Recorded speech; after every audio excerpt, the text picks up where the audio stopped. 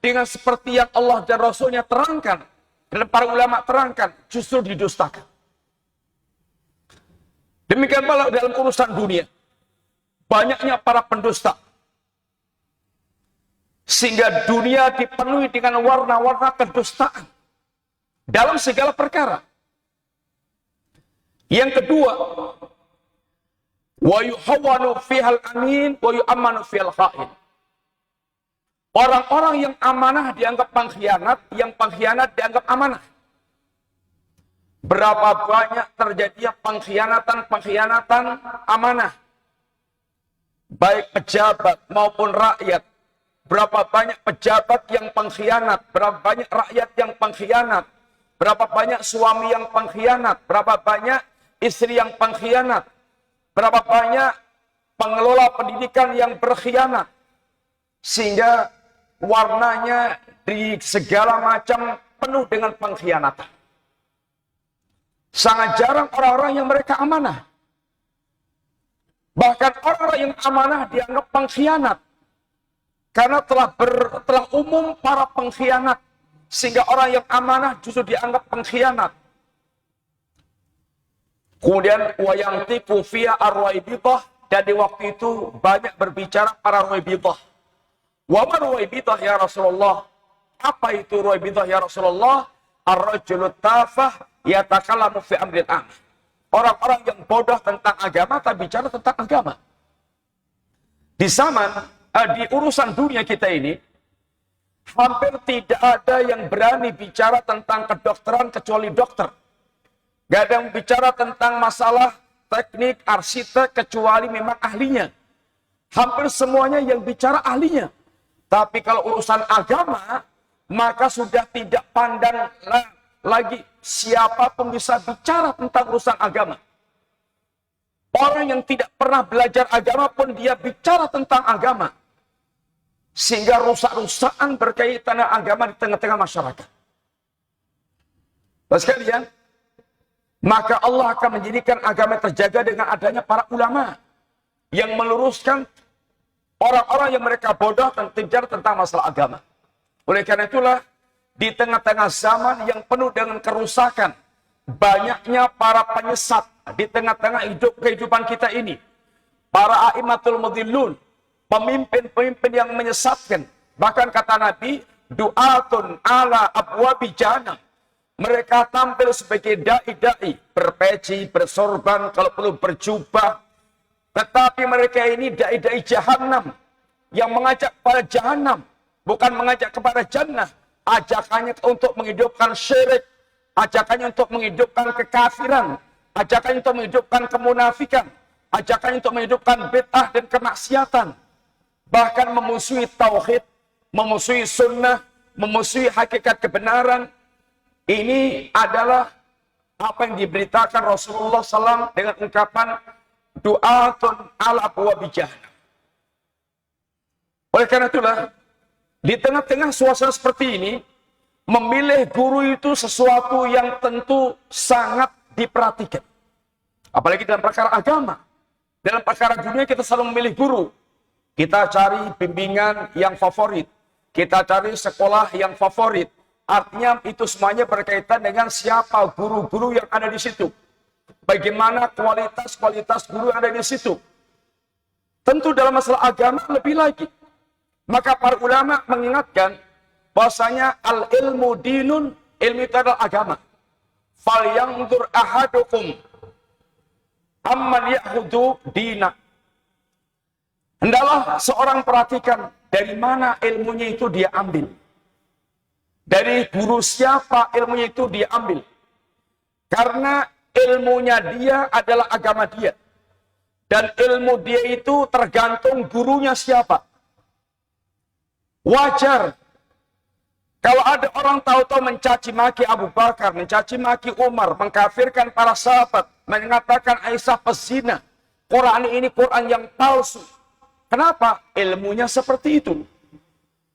Wajar orang kemudian mereka itu tahu-tahu mengkafirkan kaum muslimin, mengkafirkan siapa saja yang tidak cocok dengan dia. Kenapa? Karena ilmunya seperti itu. Kenapa ilmu seperti itu? Ya karena guru yang membimbing dia seperti itu.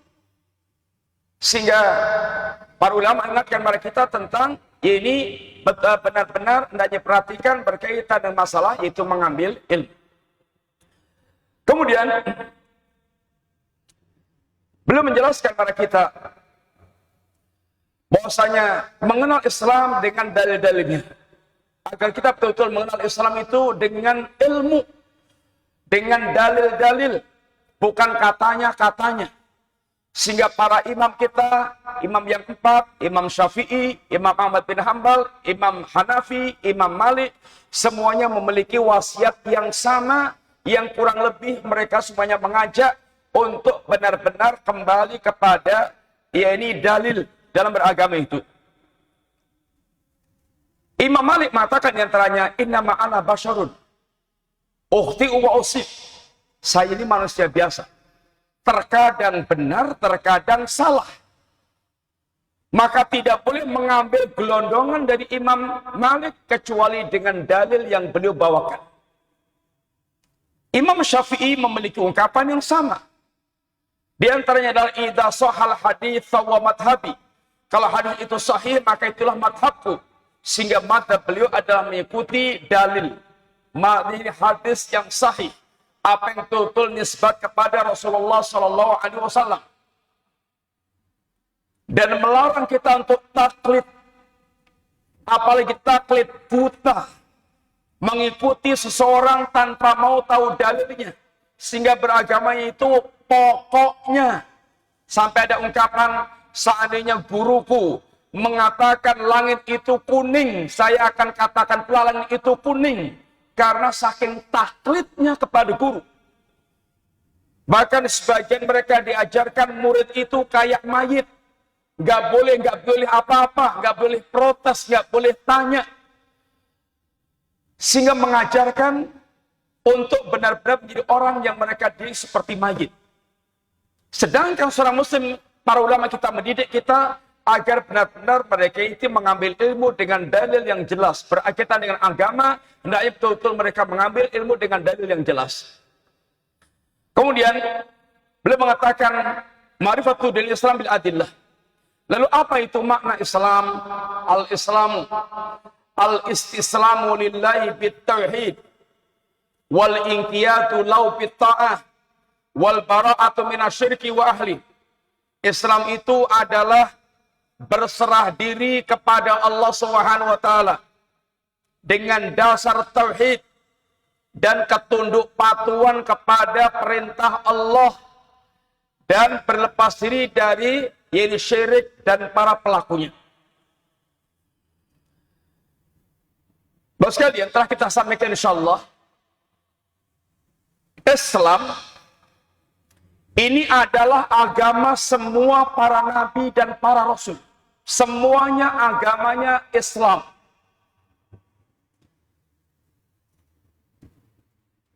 Allah katakan bagaimana di antaranya? Huwa sammakumul muslimina min qablu.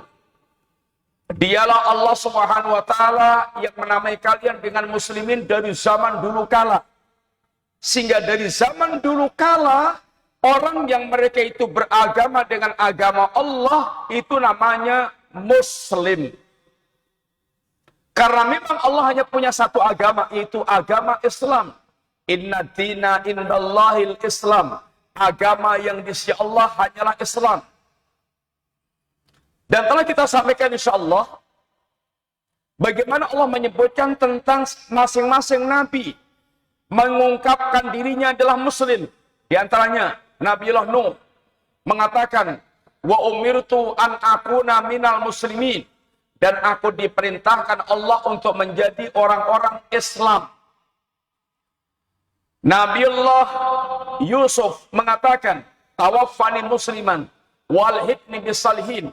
Ya Allah, matikan aku sebagai seorang muslim dan temukan aku dengan orang-orang saleh. Nabiullah Musa mengatakan, alaihi tawakkalu in kuntum muslimin. Hendaklah kalian hanya bertawakal kepada Allah jika kalian orang-orang Islam. Hawari, pengikut setia Nabiullah Isa, mengatakan, washhad bi anna muslimun, saksikan kami adalah kaum muslimin. Nabiullah Ibrahim berwasiat, wala tamutunna illa wa antum muslimun, jangan sekali-kali kamu mati kecuali sebagai seorang muslim. Bilqis ketika menerima dakwahnya Nabiullah Sulaiman mengatakan, aslamtu ma'a Sulaiman, sehingga semua nabi dan rasul adalah muslim, adalah beragama Islam. Islam memiliki dua makna. Makna yang pertama, Islam yang menjadi agama semua nabi dan rasul, yang memiliki prinsip agama yang sama. Dari zaman dulu sampai zaman Rasulullah SAW memiliki prinsip yang sama. Inilah yang kemudian didefinisikan para ulama dalam kalimat yang kita bawakan ini. Sehingga Islam dengan makna ini adalah agamanya semua nabi dan rasul tanpa kecuali. Yaitu al-istislamu lillah. Islam itu adalah tunduk dan patuh hanya kepada Allah Ta'ala. Islam itu adalah tunduk dan patuh hanya kepada Allah Subhanahu wa Ta'ala. Maka slogan yang menjadi slogan seorang muslim seperti dalam ayat Al-Qur'anul Karim, qul inna salati wa nusuki wa mahyaya wa mamati lillahi rabbil alamin la syarikalah wa bidzalika umirtu wa ana awwalul muslimin. Salatku, ibadah korbanku, hidupku yang 24 jam sampai akhir kematianku, semuanya aku persembahkan hanya untuk Allah Rabbul Alamin, yang tidak ada sekutu bagi Allah. Dan untuk hidup yang seperti ini aku diperintahkan oleh Allah, dan aku termasuk orang yang pertama kali menyerahkan diri berislam kepada Allah Ta'ala. Islam itu adalah penyerahan diri kepada Allah Subhanahu wa Ta'ala. Tunduk dan patuh kepada Allah Subhanahu wa Ta'ala. Sekalian, menjadi seorang muslim artinya mempersiapkan diri ketunduk patuhan yang totalitas kepada Allah Ta'ala. Ada beberapa sebab yang menjadikan seorang tidak mau tunduk dan patuh kepada Allah Subhanahu wa Ta'ala. Satu, karena sombong. Al-kibru, sombong. Dia melihat dirinya itu tinggi, besar, hebat. Namanya al-kibru. Sedangkan kita diajarkan Allahu Akbar. Allah itu adalah maha tinggi, maha besar di atas segala-galanya. Kita ini diajarkan Allah kecil. Dan kita ini diajarkan Allah, kita ini kere. Dan kita ini diajarkan Allah mutlak bergantung kepada Allah. Dan Nabi kita mengajarkan sedetik pun kita tidak bisa lepas dari Allah Subhanahu wa Ta'ala. Ya Hayyu ya Qayyum birahmatika astaghits. Aslih li sya'ni kullah wa la takilni ila nafsi tarfata'ain. Waidat yang maha hidup, waidat yang menegakkan segala urusan. Hanya kepada Engkau aku dengan rahmat, ya Allah aku beristighosah. Ya Allah perbaikilah segala urusanku, dan jangan Engkau serahkan dalam memperbaiki urusanku ya Allah kepada diriku sendiri, walaupun hanya sekejap mata. Artinya kita diajarkan oleh beliau agar totalitas kita bergantung hanya kepada Allah Subhanahu wa Ta'ala. Orang-orang yang sombong ada orang-orang yang mereka lupa dirinya. Lupa dengan Allah, bahkan lupa tentang dirinya. Maka dikatakan dalam ayat, kalla innal insana la yatgha ar-ra'ahu istaghna. Manusia ini benar-benar keterlaluan, kata Allah. Melampaui batas, keterlaluan, toho. Nggak tahu diri. Kapan perilaku itu akan muncul? Kapan? Ar-ra'ahu istaghna. ketika dia telah melihat dirinya itu kaya raya, cukup, tidak membutuhkan apa dan siapa, bahkan merasa tidak membutuhkan Allah Subhanahu wa taala. Tapi itu hanya dalam perasaan dia, yang hakikatnya dia itu membutuhkan segala-galanya tentang apa yang dia butuhkan, baik kepada orang lain, apalagi kepada Allah Subhanahu wa taala.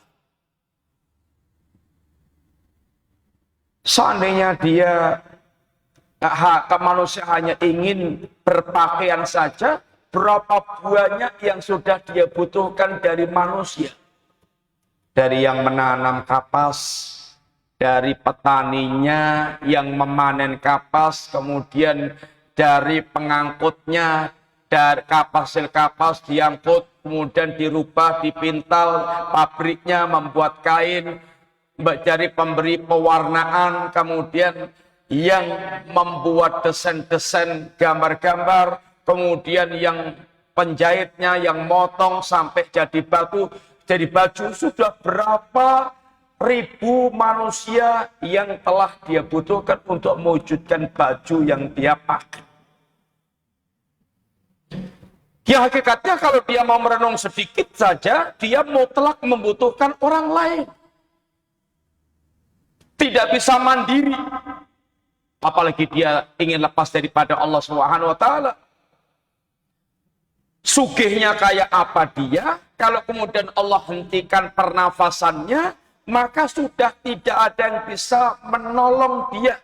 Uangnya sudah tidak lagi berguna untuk mengembalikan, yaitu membuat nafas dia, atau dia kembali bisa bernafas. Keberadaan dokter gak ada gunanya lagi. Gak ada yang sanggup untuk dia bisa kemudian bernafas lagi.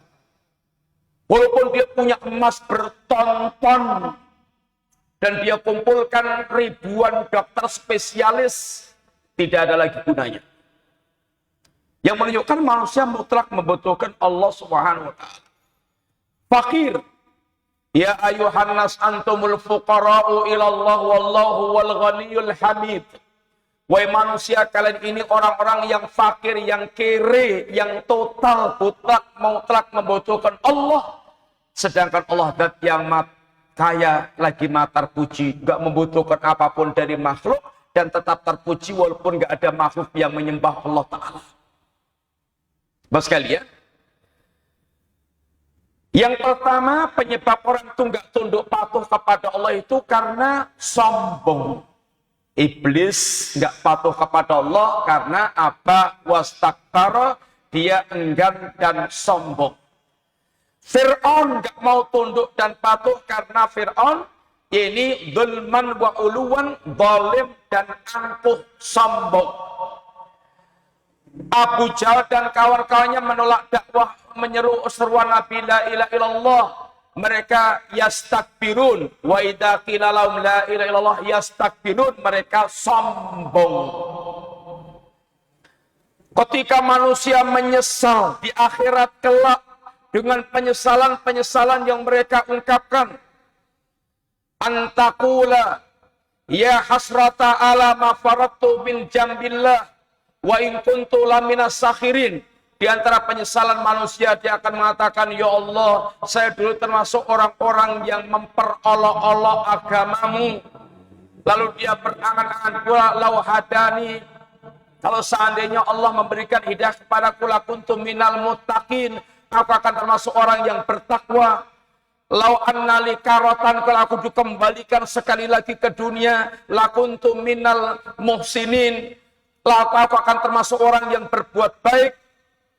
Allah katakan, wahai manusia, bukan karena Rasul belum datang, bukan karena risalah belum nyampe, bukan karena ulama belum membacakan risalah Allah, bala qad ja'atka ayati, bahkan telah datang ayat-ayatku. Ada ayat kauniyah, ada ayat matluah, ada ayat banjir, ada ayat gempa, ada ayat gunung jeblok, ada ayat bentangan langit, ada ayat bentangan bumi, ada ayat lautan, ada ayat daratan. Semuanya ayat Allah telah Anda saksikan, dan ayat matluah telah dibacakan, ayat wahyu telah dibacakan. Tetapi bala qad ja'atka ayati, bahkan telah datang ayatku kepada kalian, tetapi kalian itu adalah fakadzabta biha wastakbarta wa kunta minal kafirin. Kamu dustakan ayat-ayatku, kamu sombong, dan kamu termasuk orang kafir yang mengingkari ayat-ayat Allah Ta'ala. Sekarang orang bisa gembede, bisa merasa hebat, merasa besar, melecehkan ayat, melecehkan agama, mereka injek-injek agama, mereka singkirkan agama. Tapi akan datang waktu dia akan menyesal dengan ungkapan-ungkapan tadi, dan Allah akan lehkan dia. Sesungguhnya sudah datang ayatku, tapi kamu itu sombong. Yang kedua, di antara sebab orang itu tidak mau tunduk dan patuh kepada Allah, itu diantaranya ittiba'ul hawa. Hidupnya itu ngikor kepada hawa nafsu.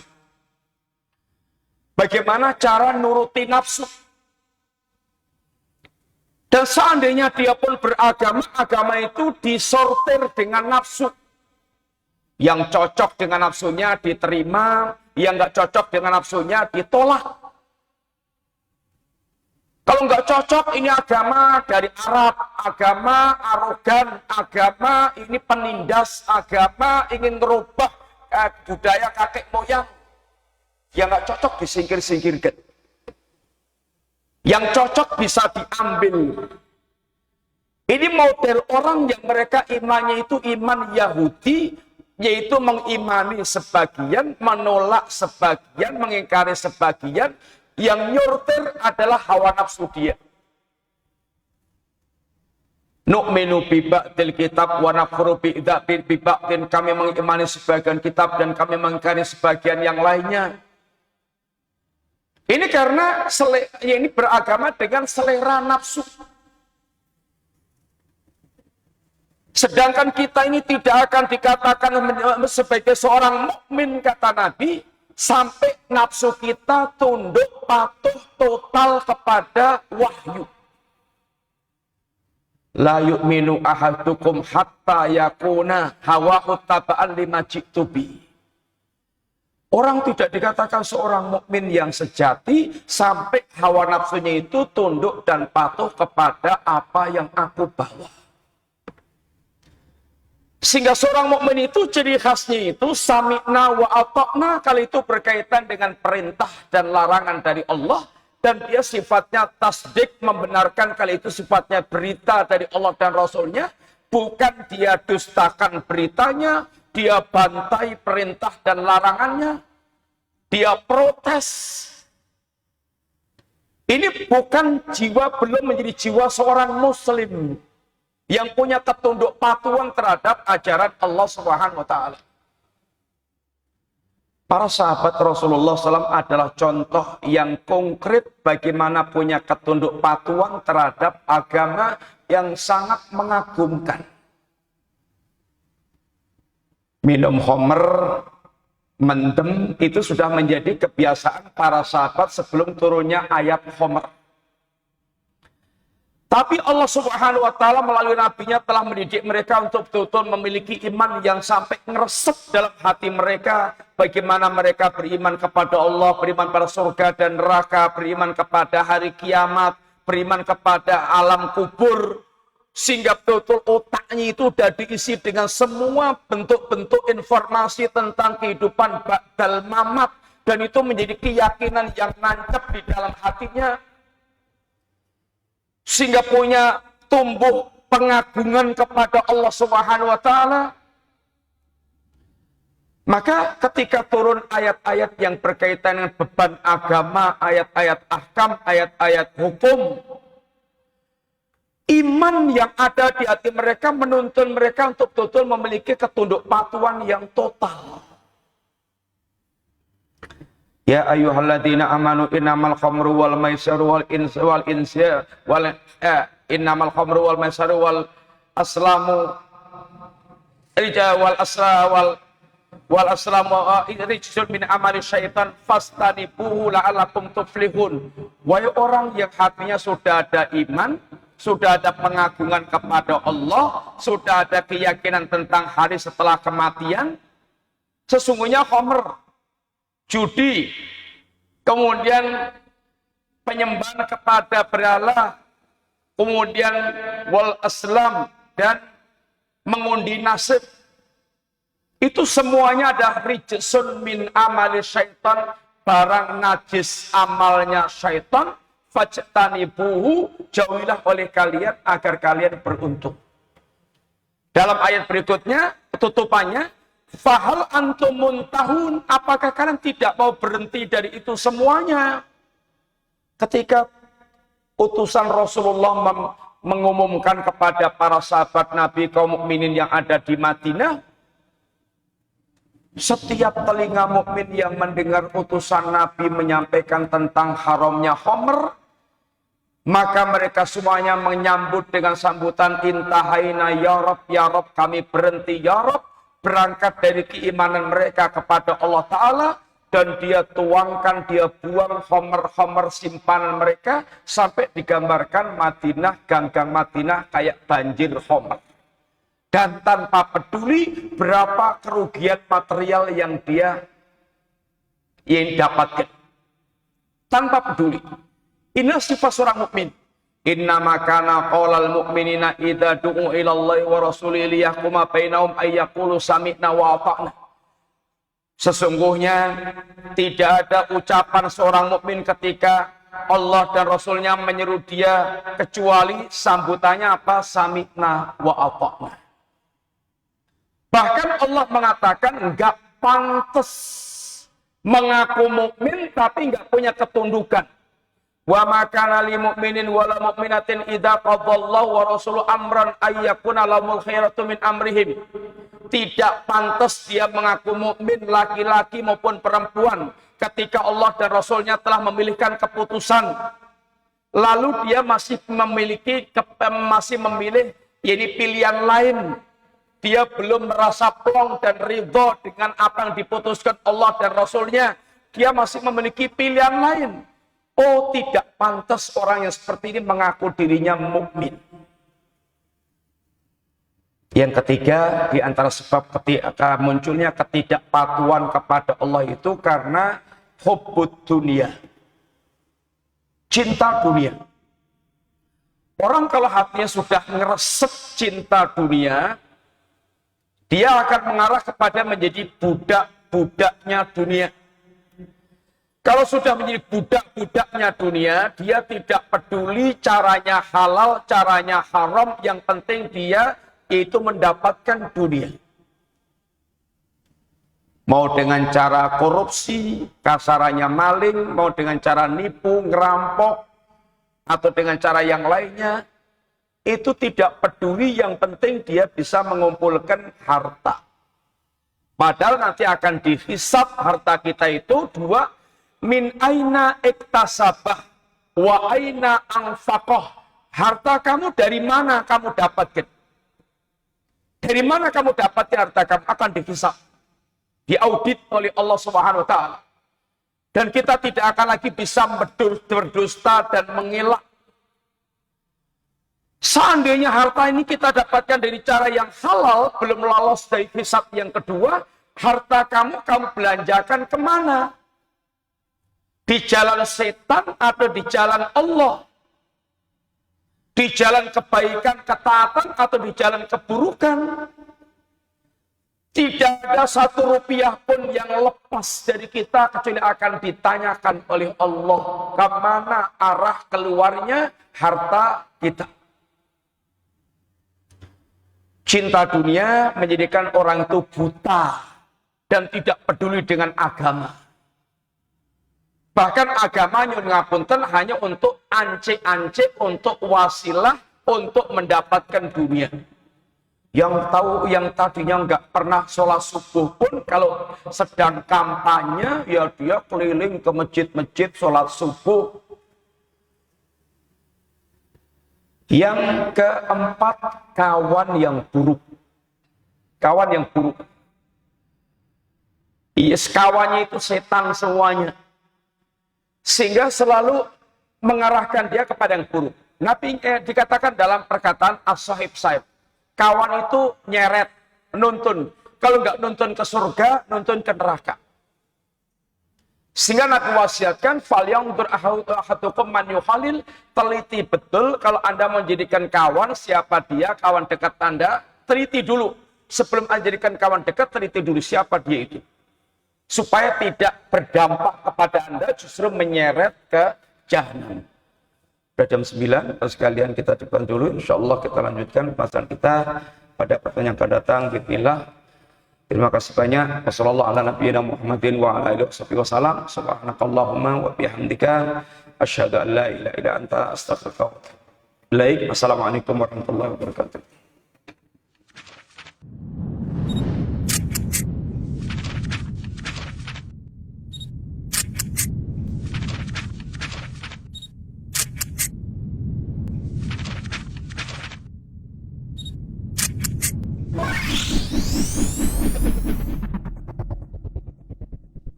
Ihya, elegan dan syar'i.